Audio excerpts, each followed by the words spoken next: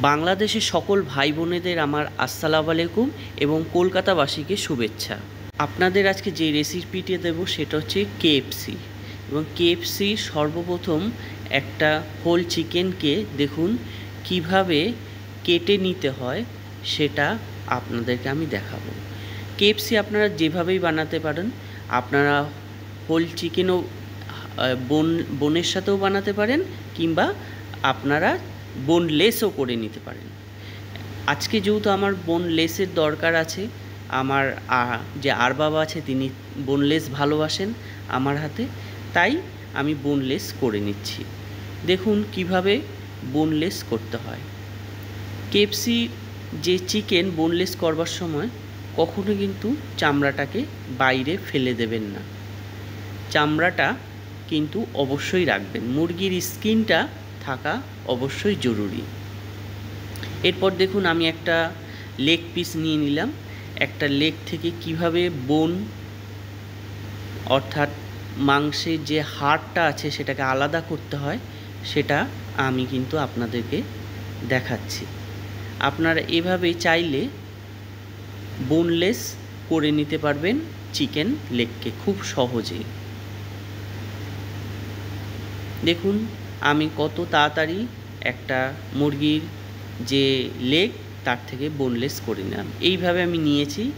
KFC বানাতে গিয়ে আমি দেখেছি অনেক মানুষ অনেক রকমের মশলা দেয়। একটাও মশলা দিলে আপনার কেএফসি ভালো হবে না, কারণ কেএফসিতে কোনো মশলাই ব্যবহার হয় না। কারণ যারা কেএফসি করতে যায় তাদের কেএফসিটা ভালো হয় না, মশলার জন্য একদম সম্পূর্ণরূপে নষ্ট হয়ে যায়। তাই কেএফসির যে অরিজিনাল সিক্রেটটা সেটা আমি আপনাদের সামনেকে আজকে দেখাবো। আপনারা কেউ স্কিপ করবে না, স্কিপ করলে কিন্তু ভিডিওটা বুঝতে পারবেন না।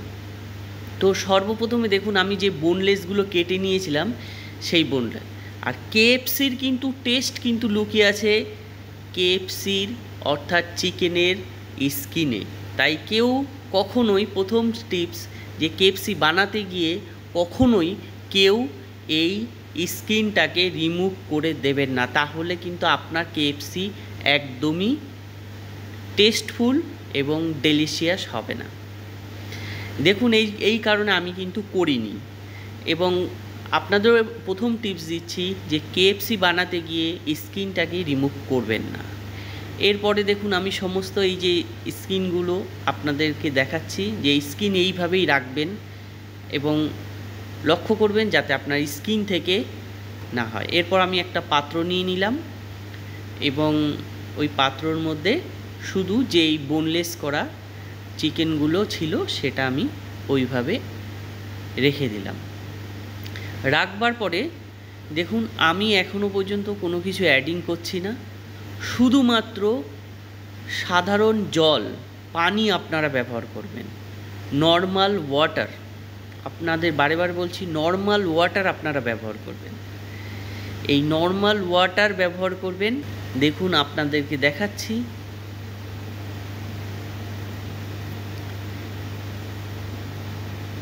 এবং পাশাপাশি এর মধ্যে লবণ, আমার 1 মুঠ হাতের লবণ ব্যবহার করবেন।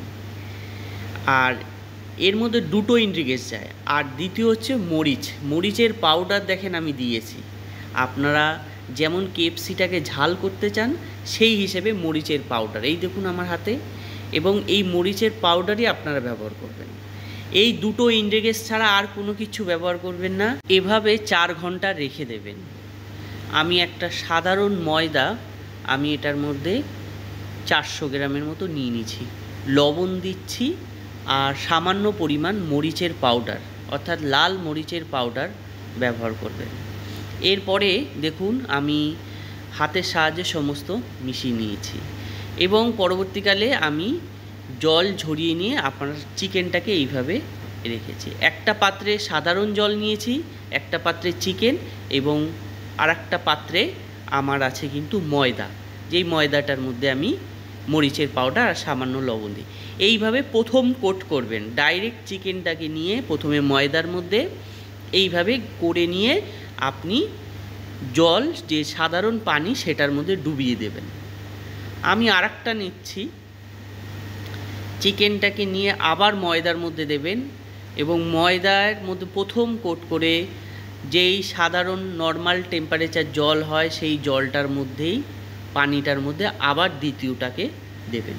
আমি প্রথমটাকে আবার পানি থেকে যেইটা করেছিলাম সেটাকে আবার উঠিয়ে নিয়ে দেখুন আমি ময়দার সাথে দ্বিতীয়বার কোডিং করছি এবং দ্বিতীয়বার কোডিং করে ডাইরেক্ট সরাসরি আমি অয়েল গরম রেখেছি এবং সেই অয়েলের মধ্যে আমি দিয়ে দেবো। আপনারা রিফাইন অয়েল ব্যবহার করবেন।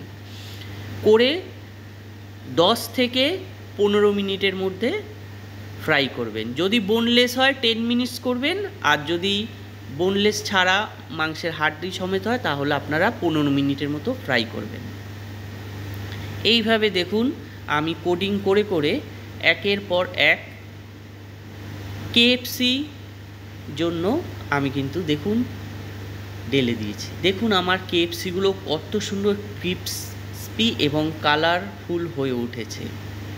আপনারা দেখেই বুঝতে পাচ্ছেন এটা আমি প্রথমে অয়েলে দিয়েছি এবং দেখুন কেএফসির যে ক্রিস্পিটা সেটা কিন্তু চারিদিকে ছড়িয়ে আছে। দেখুন আমার কেএফসিটা কত সুন্দর হয়েছে। এটা খেতে এত সুস্বাদু যে আমার আরবাব এবং বাংলাদেশের বহু লোক খেয়েছে আমার হাতে এবং তারা খুবই পছন্দ করে। ইন্ডিয়ান লোক, বাংলাদেশের লোক, পাকিস্তান, এরা সকলেই আমার হাতে কেএফসি খেতে খুবই ভালোবাসে। যারা ফেসবুক থেকে দেখছেন তারা শেয়ার করে দেবেন এবং একটা লাইক অবশ্যই কলকাতা দাদা কুকে দেবেন।